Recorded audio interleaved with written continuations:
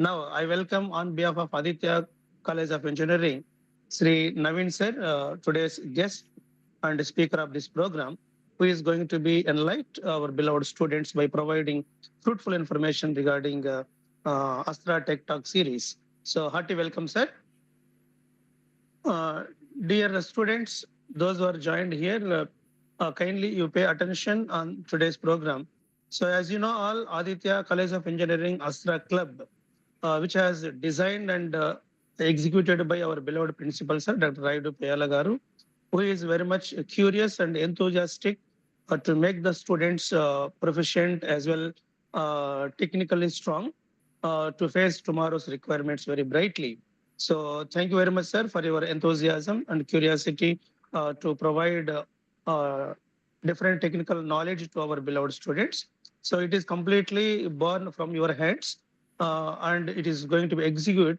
It is the first talk sir has planned to conduct Astra Tech Talk series on every Sunday by inviting different alumni, different professionals, different technocrats who has vast knowledge in the area of technology. So thank you very much, beloved principal, sir, and I welcome all our beloved students. And let me welcome our beloved HOD sir, CSC, Dr. Viresh Babu Garu, and other faculty members and HODs who have graced through online to this today's program. Thank you very much to one and all. And this session may be 100% fruitful and useful to every one of the students and as well as faculty members. We too can know something about the technology. So now I request our beloved principal, sir, to address the gathering. Please, sir. Yeah, okay. Thank you, Ishwari Garu. Good morning, all the participants and today's resource person, Shri Naveen Kommera. I know him last 30 years. Ready, your voice is very yeah. feeble. Is it okay now? Is it okay now? Yeah. I For think me, okay, sir. Naveen, sir. I think that Right, and what you need to invest in, what is happening, right? And also I'll address some of your concerns, right, about the job market, concerns about opportunities, right, where we need to invest, right, and why it is the right time to be in this sector, right.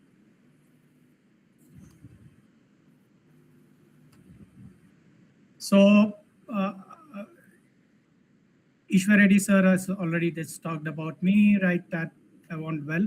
So I've been, right, over 30 years of experience with 20 plus years in the tech sector, right, building applications, right, architecting applications across, right. And just a small correction to what he said, I moved out of Accenture a couple of years back and I'm freelancing. So, right, I work what is called as a troubleshooter. So if anybody's having a problem, right, I go and solve it. So I'm a freelance troubleshooter currently at an enterprise architecture level. And at present, right, I'm supporting two clients. So one is Bridgestone. I think all of you heard it manufactures tires across the globe. It's a right $100 billion company, right? And the second one is a company called as Mitre Brands. So I'm helping them with their digital transformation, helping troubleshoot forming strategy, right, for the next gen. Right. So what we'll cover today is why this movement matters, right? And three core areas: AI, data, and cybersecurity, how they are interlinked with each other, right? And skills, right? You need to build, right? Starting now, and we'll have a Q&A session at the end, right, to answer any of your questions, right? So if you have questions, you can raise, or we can wait till the Q&A starts to ask the questions. Okay. Starting why this movement matters, right, is there's some numbers on your screen, right? And these are not numbers that have just been put up, right, bought in from somewhere. These are numbers that come through right, extensive research, market research, right?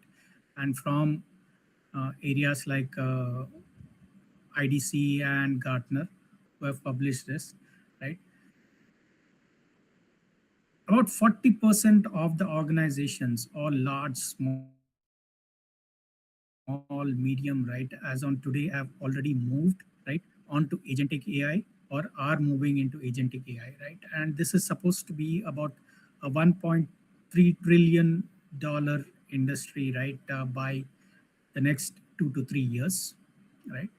And 100% of the industries, right, whomever you talk with, right, whether it's small, whether it's big, right, you talk with, everybody's talking about starting an AI journey, right? And that's why this movement matters. And this is where the pivot is happening, right, from the traditional uh, tech driven industry to an AI tech driven industry.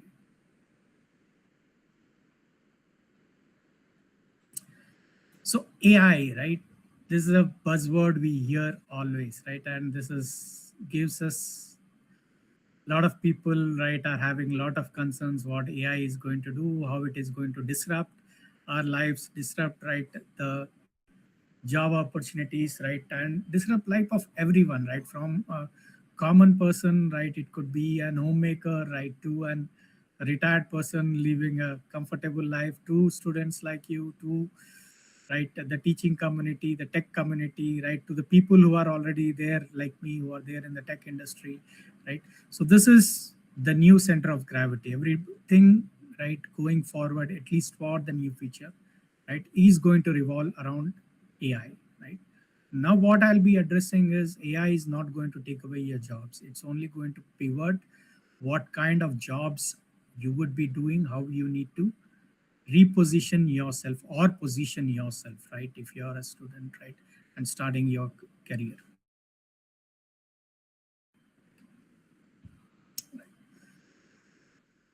So AI, right, AI is scaling and is scaling at a pace, right? And if you hear any, right, uh, CEOs, CTOs, right, speak both in the tech industry and in traditional industry, whether it's retail, finance, right, or health sciences, life sciences, right, anywhere, right, communications, any sector you speak to CEOs and CTOs, right, 90% believe, right, AI is happening and they would be scaling, and AI agents, right, are going to be the future, right?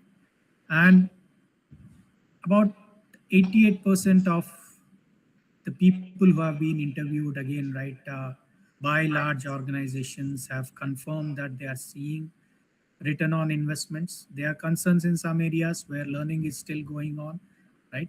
And people who have already implemented agentic AIs, right, are seeing uh, about 5 to 10% rise increase in this productivity, about 50% right savings, right, and tech leaders, right, across the industry, right, are saying about 50% of their jobs, right, will be done by agentic AIs, right? So how many of you understand agentic AIs? Maybe you can raise your hands, not answer verbally, but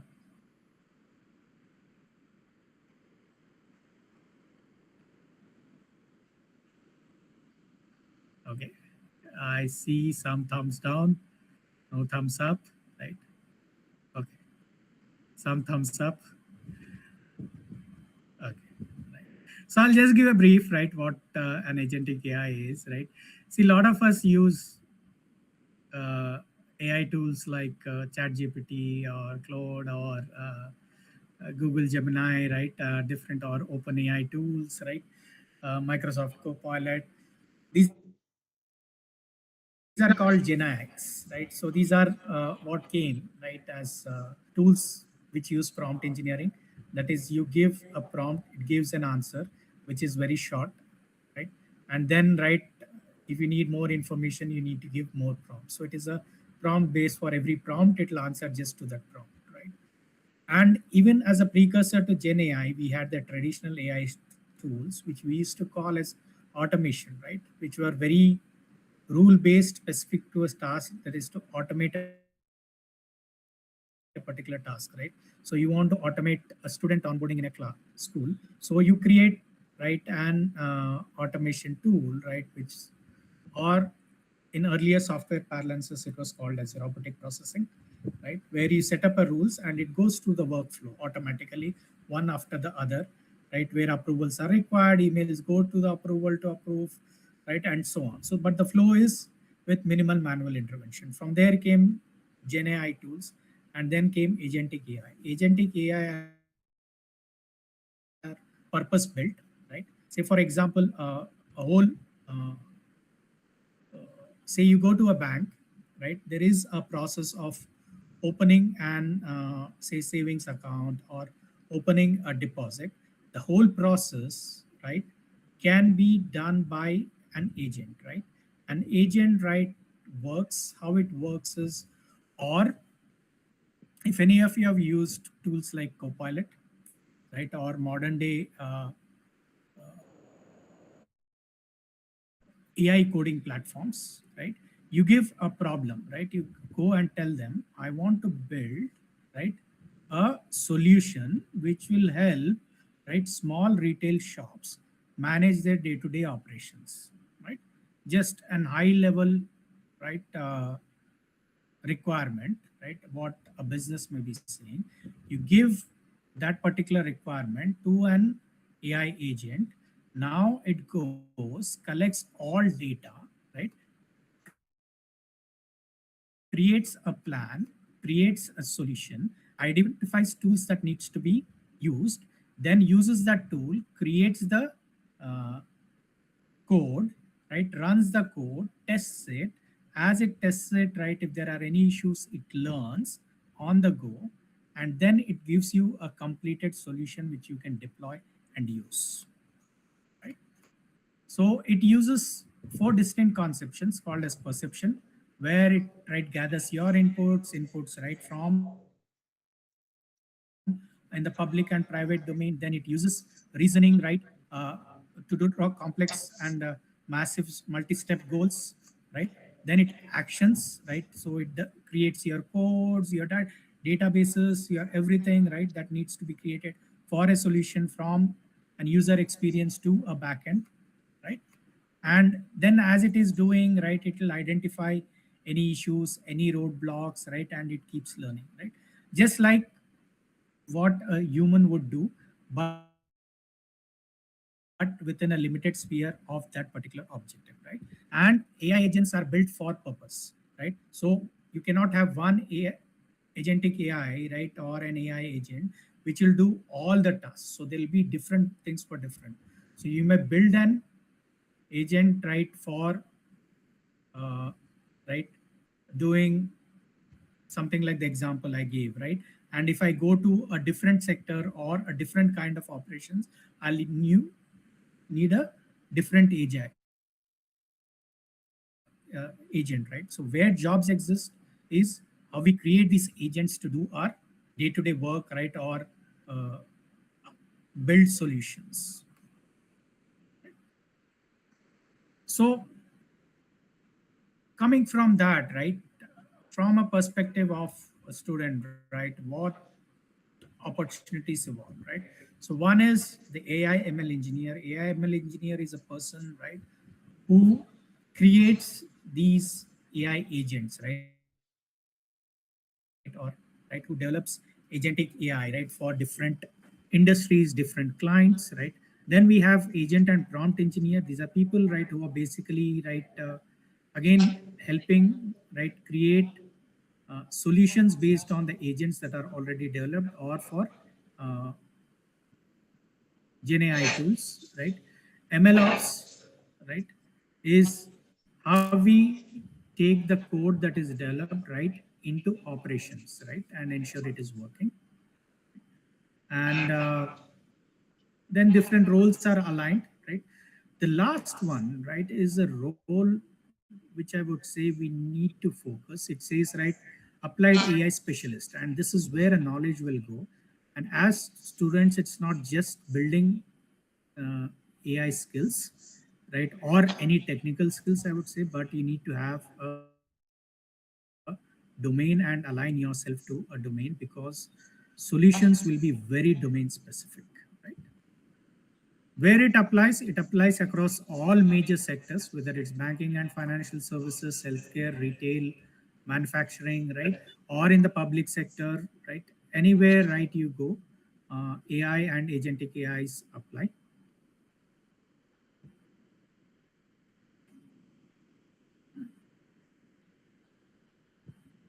So the next major area, right, where opportunities exist is data, right? Now there is a common misconception that, right, data analytics, data research, right, or any data related activities that we are doing currently or organizations currently do, those roles or anything a data engineer does, right, in today's world will become redundant after AI comes, right?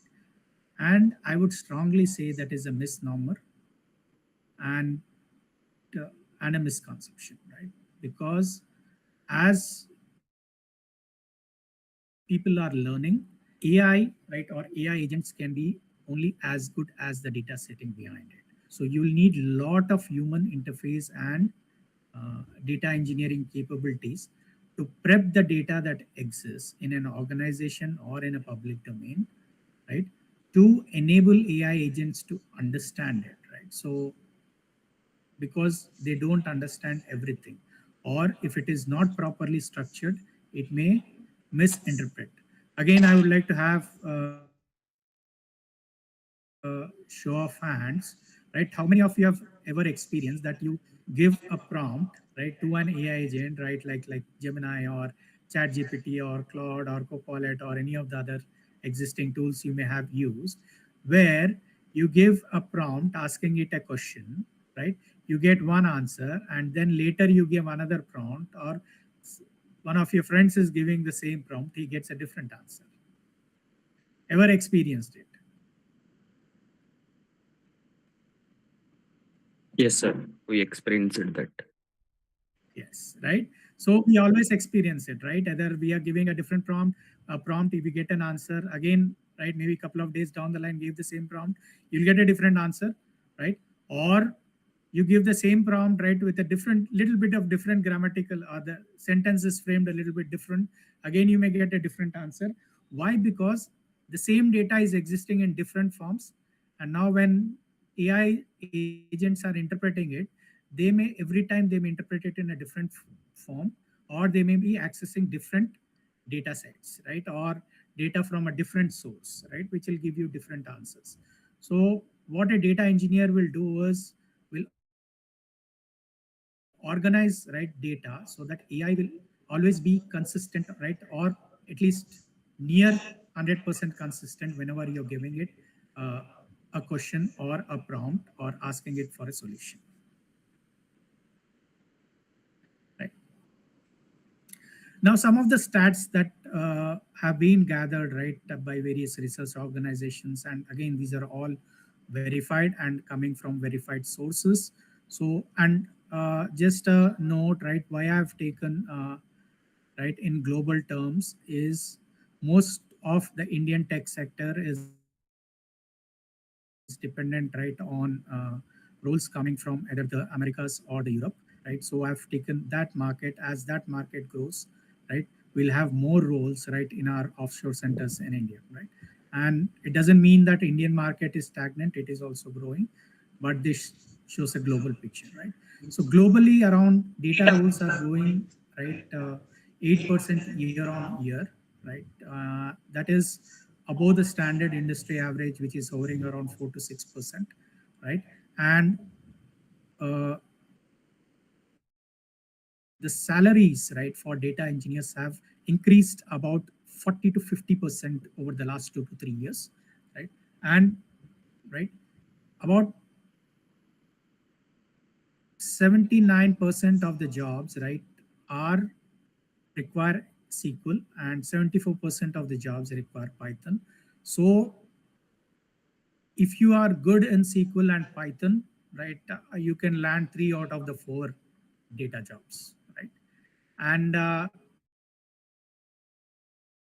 the next thing, right, the last metric is a very important metric for you guys, is 2 in 3 jobs that are being posted globally for data engineers, data analysts, right, don't require any experience, or they are not defining any experience criteria. So these are open for, right, people with zero experience, that are, right, people who are just or are graduating, right, or, right, for people with a lot of experience like me who are near retirement. So anybody can post, and these are real openings, right, for early career. So this should give you confidence that there are a lot of jobs, and a lot of jobs for, right, people who are just starting their career in data.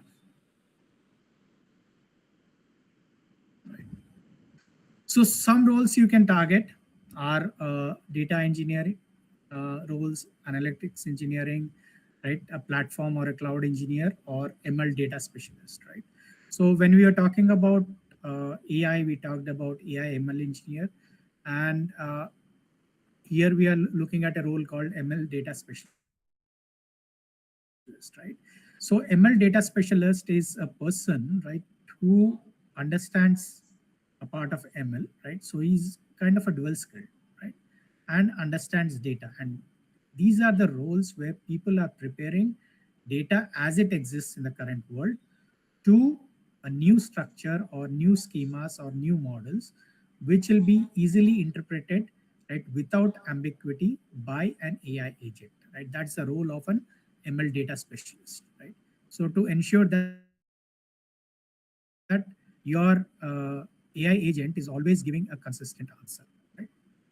Core skills you'll require SQL plus Python. That's the foundation. Anybody wanting to go on to data should have SQL and Python skills, right? And then there are other skills like data modeling, right? ETL, ELT, cloud platforms, right? Along with SQL and Python, right? If you pick up any of the other skills, right, that will be the added bonus. But ensure, right, you are very well skilled and have got good proficiency in SQL and Python if you're looking at data roles. Okay. So I'll be moving on. The next, right, the pillar I would be talking about, right, is cybersecurity. How many of you have, right, been victims of phishing?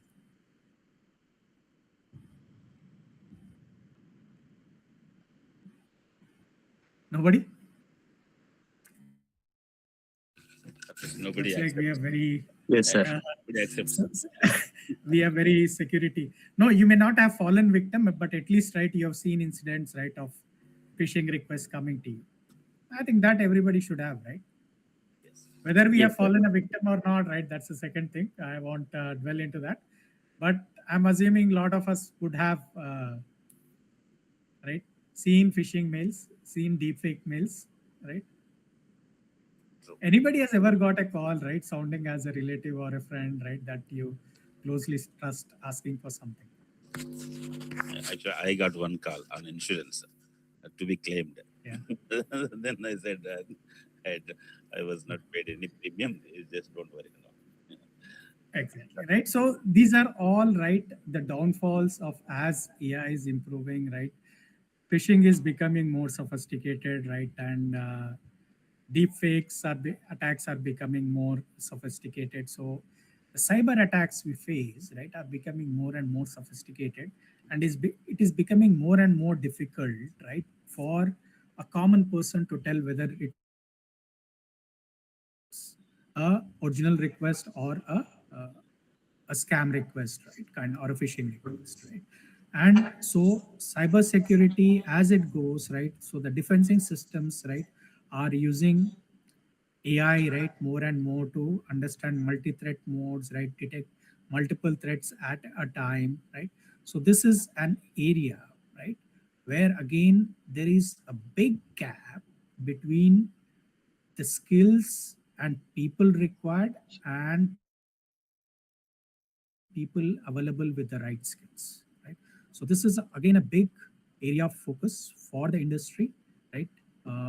Is cybersecurity. So you can see, right, if you see the uh, top row, the 1,300% increase, right, in deepfake driven fraud attempts. And this is happening every day, right? Nowadays, right, I see, right, WhatsApp messages coming in, or messages coming in, or emails coming in, which look more like it's coming from my bank, right, or from my credit card service provider, right, asking for information, right? And it'll be as near to the original as possible, right? Right. And 94% of the leaders, right, feel AI is a most transformative, right, and has a biggest impact on the field of security, right? And breach containment, right, has been reduced, right, from 98 days to right, or has been reduced by 98 days, which is saving, right, approximately 2.2 million dollars, right, for every breach that is happening in any organization, right? And at least, right, the number of organizations that have started using AI in cybersecurity have increased from 37% to 64% in last 1 year itself. So you can understand how much more focus is there on cybersecurity, and how much more focus is there in using AI and AI agents in detecting threats and managing threats.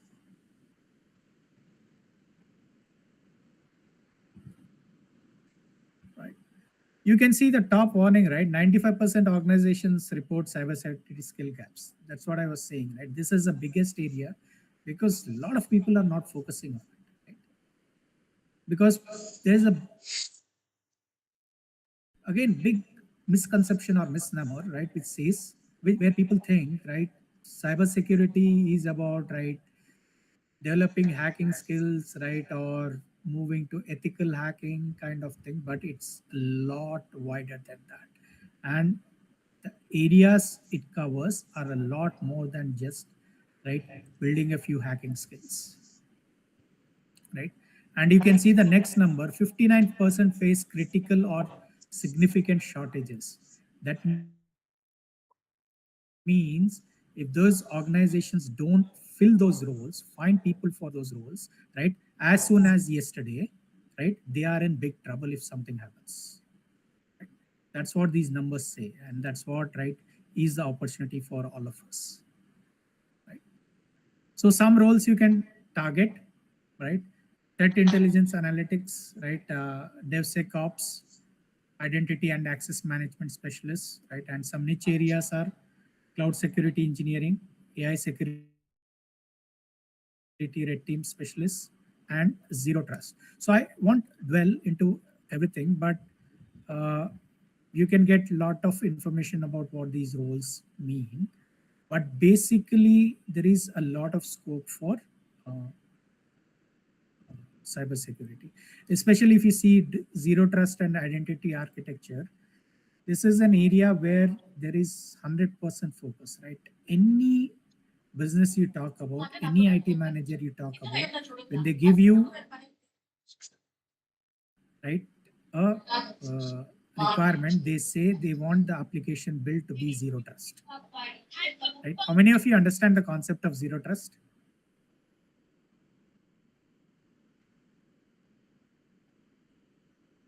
Okay, I see a few hands, right? So basically, for the benefit of others, zero trust, right, is a concept wherein, right, the application or the system doesn't trust anybody. So every time and all times, you need to prove beyond doubt who you are, right? So it doesn't assume. So since I'm, right, I've accessed the system 100 times or I have a privileged access, it doesn't give me outright access, right? So every time it checks, right, whether I am the right person accessing it.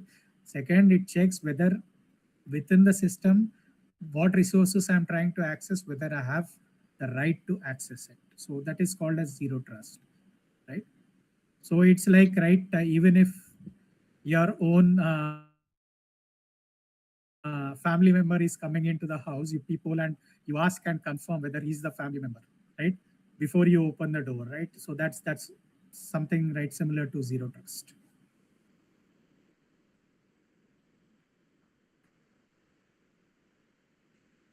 Now, this is something I find very interesting and very valuable, right? So you see uh, the three sets: cybersecurity, AI, and data, right? And they are having interlap, right? What does this give you, right? Basically, like I briefly touched about, right, is right AI, data, and cybersecurity are interlinked with one another, right? They are not exclusive of one another; they are inclusive of one another, right? So, if you are looking for more better opportunities, right, and want to prepare yourself better, it's good to have expertise in one of the three, right? And also have an overlapping expertise or proficiency of some level, right? So you can be AI with cybersecurity or cybersecurity as a deep skill with AI, right? Having proficiency in AI, right? Or AI and data. So you always need to be multi-skilled, right? And if you can touch everything and talk about everything, at least to a level where you can discuss technical concepts with people from the other domain, that will give you a value added uh, advantage. All right. Now we come to the last part, right, of what I have to talk about is right the skills you need to have, right, and what you need to do to prepare yourself, right, for your future once you step out of the campus, right? So fundamental technical skills. These are no uh, what I would say, I'm not getting the right word, but yeah. So there is no you need to have them. So there is no exception to not having these skills, right? So everyone and each one of us, right, whether you're starting your skills or right you're existing today in the industry expects that you have these basic fundamental, right, programming fundamentals, right? Nowadays, because of especially in the area of AI, data, and all, Python is the biggest one. So when we started, it was Java. So now it is Python, right? So you have Python plus one another language, right? Data structures and algorithms, right? No job of or a programmer role starts where you don't use data structures and algorithms. So each one of you should be highly proficient and should be good at, right, understanding data structures, implementing into real world problems, understanding algorithms, right? When you have a requirement or a need or a problem, you create an algorithm to solve that problem, right? That should be your capabilities, right? Minimum SQL and relational databases, like I was saying, right? AI is highly intervened with data, so you should have some understanding of data. The cloud basics, because going forward, if you need to use AI, you need to use cloud, because the on-prem data centers won't have the computing capacity to support agentic AIs, right? Git, right, or any version control tools. How many of you have seen version control tools? Or a different question, right? How many of you have uh, a GitHub account?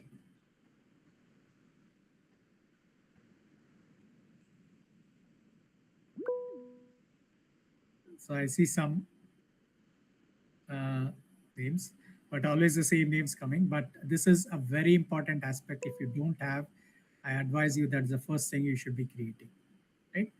And the last and most base is one area of depth, right?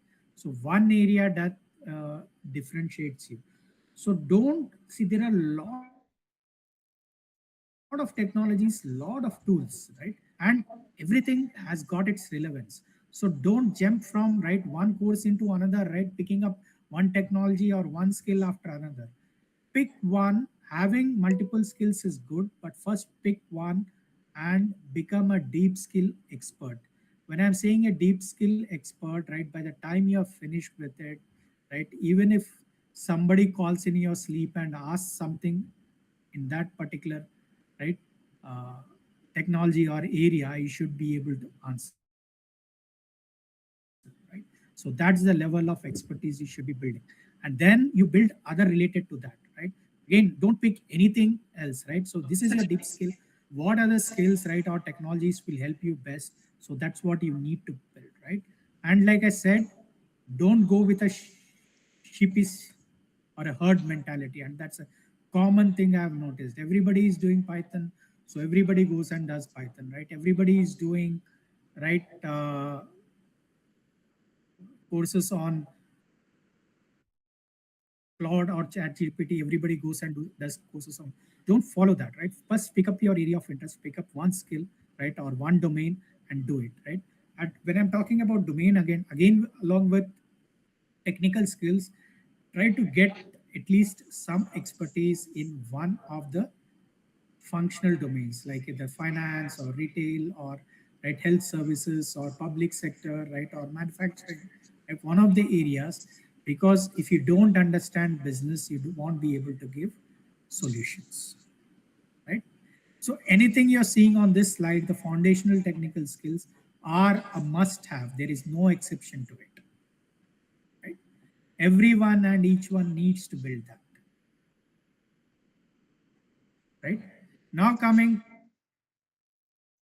to the add-on skills, right, for AI era, right? So AI ML fundamentals, right? Prompt and agent designing, because we discussed, right? Everything will be agentic AI going in forward, right? You'll be building agents for doing different kinds of work. So, right, fluency in AI assisted development tools like, right, GitHub Copilot, right, or any other tools that are there. But GitHub Copilot is available, a limited feature version is available free for students. You can enroll, you can create your own accounts and start using it. That's a very good and one of the best tools to use, right? Or Cloud Code or whatever, right, you want to use, you can use, right? And the last one, right, is understanding limitations, right? So you need to understand an AI agent, right, cannot do everything. So when you're defining a solution, you should be, right, understand what a particular, right, AI or ML model can do, cannot do, right? And you should have bias and responsible use, right? So bias comes from, right, how AI behavior is. So you should always apply an human interface, right, to AI, review what AI is generating. Because like we mentioned earlier, right, in the session, what AI gives you or the responses AI or solutions AI gives you may not always be 100% correct, right? And again, a domain plus AI combination, that's what we are just talking about. Build an expertise in a domain, right? Then, right, that is if you want to go into AI, right?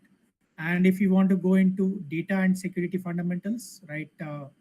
Again, for every engineer, data literacy is a must because everything is driven by data in today's world, right? And basic fundamentals about secure coding, right? So understanding, right, the concepts of zero trust and identity management, right?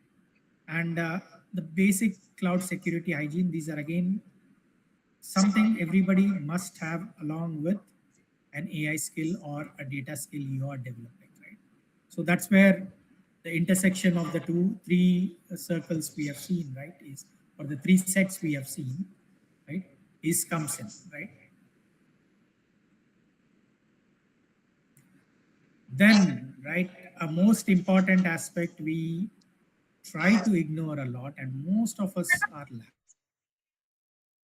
lacking, is human skills, right? It could be analytical thinking. So your analytical thinking and problem solving techniques are very important to survive in the tech world because you are solving. So people who think we don't need maths after we come out of plus two, right, is again a misconception, because that is what is helping you build, right, your problem solving and analytic thinking capability. So try solving, right, in different ways you can build, right, play Sudoku, right, play crossword, right, solve mathematical problems, however way you interest, but you need to build your analytical thinking. Communication is a major area of focus, a major area a lot of us, right, uh, lack, right? Do you know, right? And this is a question more so to the faculty also as much to the students, right? Do we understand why, right? People, right, from uh, the Western world, right, that is Europe and US, always go into the higher level roles, right? Whereas most of the Asians, right, I'm not just saying Indians, this is a very big problem, right, for Asian countries, Indian, Chinese, Koreans, right? Japanese have come out of that circle because of their dominance in the manufacturing sector over time, right? We are more at doing, right? Uh, we are more of the doers, right? So we are more of the followers, right, rather than the trendsetters, right? Yeah, we may have the Satya Nadellas and Sundar Pichayas, people are coming, but they are people again who have been westernized, because they are people, right, who have been there, who have grown there. But especially at entry level, we don't see those many roles. We always, right? Why? Because they are good at expressing themselves, they're good at setting uh, goals,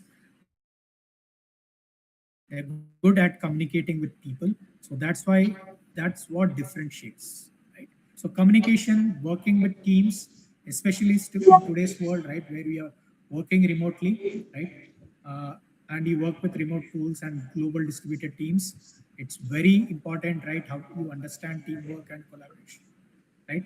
Business and market awareness, right? Just don't be cocooned within your technology and all. Understand what is happening, right?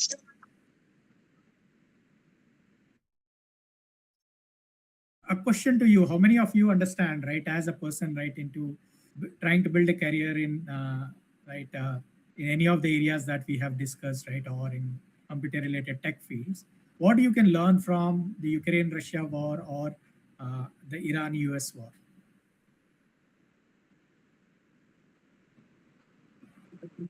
We, How many we of you will given concentrate attention to it? on we will Sorry, concentrate on AI, correct. artificial Can you? intelligence. Okay, how they are using? So it is right, like they're using AI, right, to detect. They have built systems to detect, right, multiple now things like, right, stealth and all. They are trying to annihilate using more intelligent systems that can past a target. So what happened, right? So people are using very cheap drones, right, that may come for $100, right, to take down, right, fighter jets or big missiles, right? Now because that has come, the other side has understood, right, a different kind of warfare, right? So how to, if somebody is bombarding you with say 10,000 drones, right, and at least one of them may strike somewhere, right? So how to avoid it? By building different kinds of systems, right? So now the cycle, they have to learn on the go. That's where AI is helping. And for us, right, as people trying to build career, understanding all these nuances, right, what is happening around us and what it will help us learn, how it will help us build different systems, right, or come up with new ideas. That's a very important aspect, right? So always understanding what is happening, right, ideating what ideas you can bring to solve the issues, right, or things that are happening around the world, right? So that will differentiate you from, right, the rest of the herd. And guys, when I say herd, I don't mean to disrespect anybody, but if we need to catch, right, or catch catch the good roles, right? Like you keep hearing in campus placements, right? So somebody has got, right, 30 lakhs package or a 70 lakhs package or a 1 crore package or a 2 crores package. See, even in institutions like IITs, it's not that everybody gets a 2 crore package. 90% only get an 8 lakh package, right? And only maybe, right, a handful, maybe 2 or 3 get a 2 crore package, right? And 10%, right, get anywhere between 18 and 20 lakhs, right? And only the top 5% or 10%, right, get these what we call as $1 million deals, right? Why it happens is they are, because they are differentiating themselves, right? Okay, right?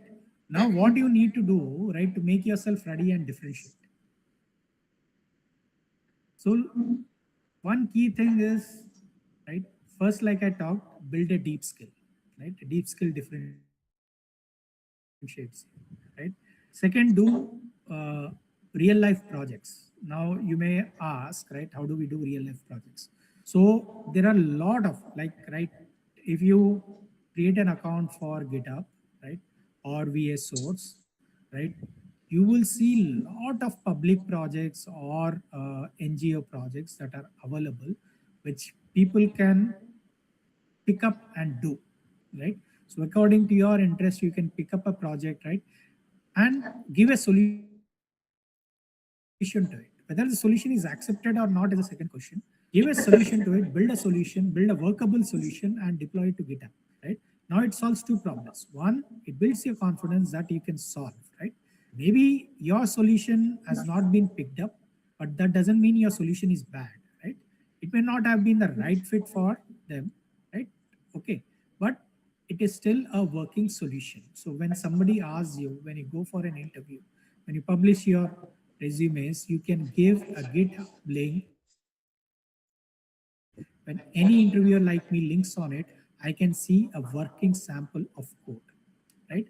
That is working, that has been done by you, that has got your signature, right, which nobody can repute, right? So second, right, earn certifications, right? And again, when you're doing certifications, take a path, right? So you don't do all certifications, right, that are available. Take a path, start with the foundational certification on that path. So if you're going as, say, for example, Azure security engineer, start with an Azure security associate, go to an engineer, go to an security architect, go to a senior architect, kind of a thing. So there is a path. So take, right, one certification path and complete it from start to end. That gives you more value than having, right, 10 different kinds of certifications. Once you do that path, if you're still there, then start the second ones. Then maybe you go on to AWS, right? And you go, then you do, right, smaller AWS security associate, right? GCP security associate, and so on. So you will have a deep knowledge on Azure, and then you'll have some working knowledge on AWS and GCP. So that's how you need to build, right? Seek internships, right? And try to always seek internships. Okay, so nowadays, right, and it always need not be a paid internship, it need not be an internship. So there are a lot of internships that come up, so you can keep, right, looking at them, right? A lot of organizations advertise, or you can go, right? So there are a lot of global level remote working internships, especially, right, NGOs, right, help CSR organizations give, because they lack funds, right? They track unpaid internships. You can look at them. That's a very good area where you can look, right? It will give you a very good learning curve and to be available in real world, right? Okay. Then the next important thing is, right, look at any hackathons happening, contributions, white papers, right? Keep contributing. So each contribution counts, and never think, right, what you're contributing is big or small, how it will be viewed. Contribution is a contribution, whether it's big, small. No idea is big or small, right? No solution is big or small. It's the intent that matters. And when interviewers are coming, they look at the intent rather than the outcome. Okay, right? And all what we have talked about links into building your portfolio. So when you build your resume, right, it should talk about, okay, these are what I have built, right? So this was right. I went into GitHub. In GitHub, this was a open source agent that was available. I took the already available agent and I built an additional feature over it. That itself is enough to give a confidence to somebody. You need not build a total solution, right? And redeveloped it, right? So, and you can give the link to it.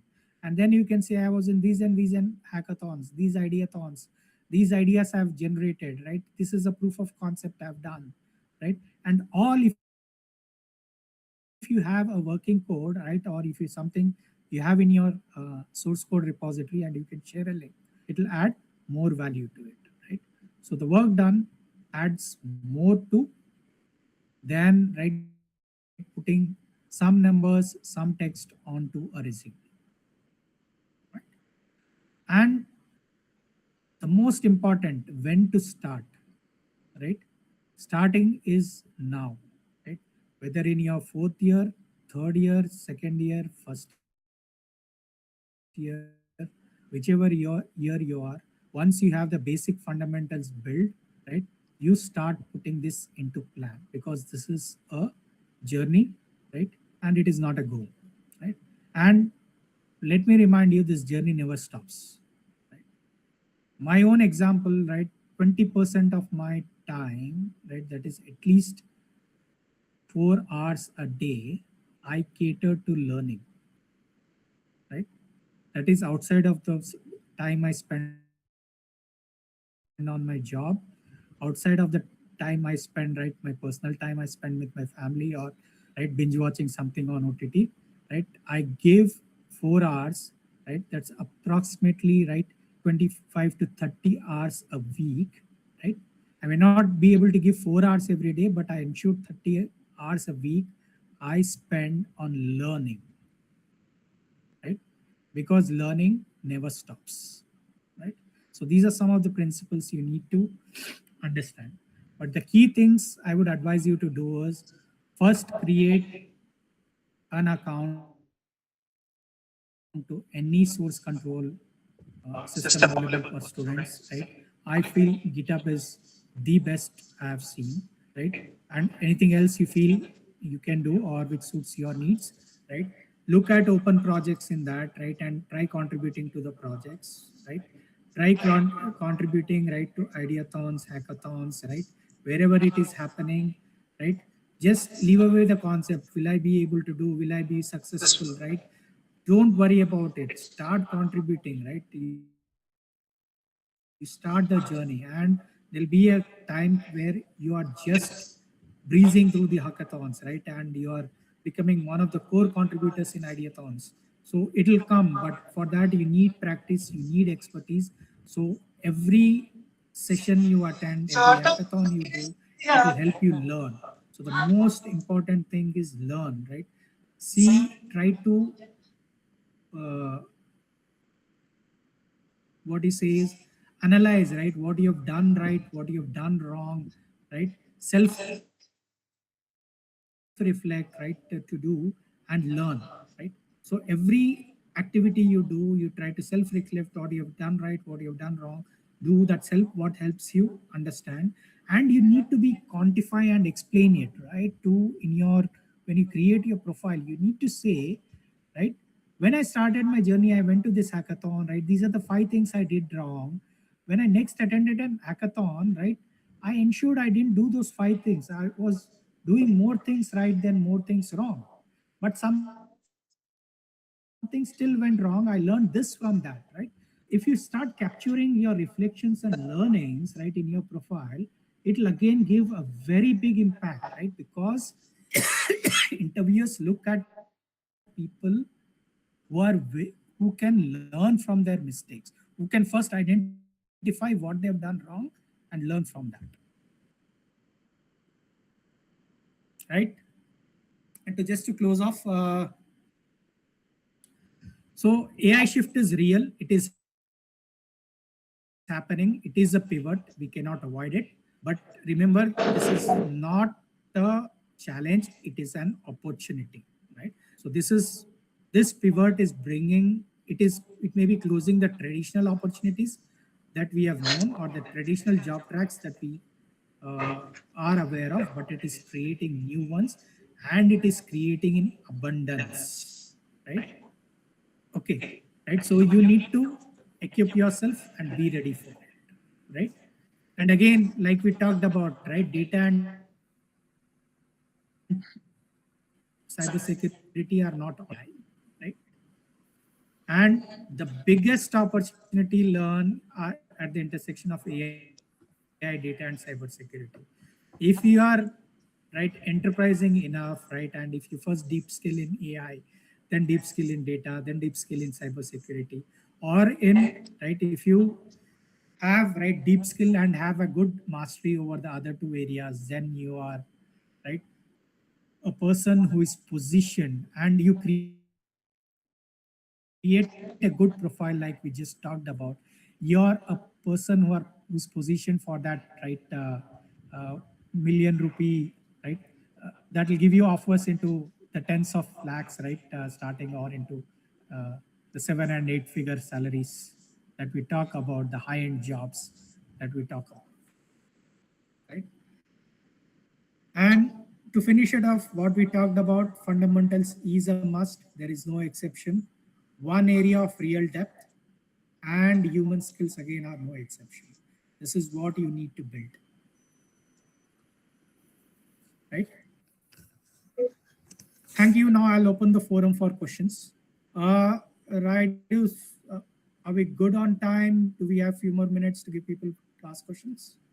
Yes, yeah, you can ask, take some questions. Yes. Thank you, sir. No, no, let the students will ask some questions, if ready. Yeah, students and any faculty members would like to pose any queries, you can get clarification from our Naveen sir. Students, so if you have any queries, you can pose now. Anyone, please. At least one or two persons give feedback on the session.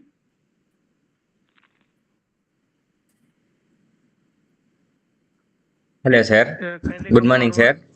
forward. Toshe, go ahead. Sir, today many students are building projects that already exist, often using AI tools to generate ideas, code, or even complete solutions, sir. And just they are making some small modifications to them. How so? Hello. I think we can speak one at a time. Others can raise your hands, right? We'll come back. Abhishek, can you mute? Yes, sir. Yeah, Krishna, go ahead. Yes, sir. One thing from the students is that how can students develop that mindset Continue. to go beyond simply using AI to build existing ideas, identifying real problems, and using AI tools to create a genuinely innovative and meaningful solutions? Okay. Right. Yes, sir. See, like I was talking, right? It's about how you create, right? It's not about just creating a project, right? You should be able to first tell, right, why you went for that project, what value add you have got. Uh, Ishwar Reddy garu, can you go on mute?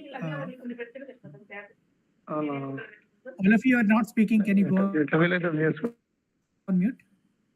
So it's not just about, like I said, right? If you're taking an existing project, right, it may be something people have done, right, from whichever source you have got, right?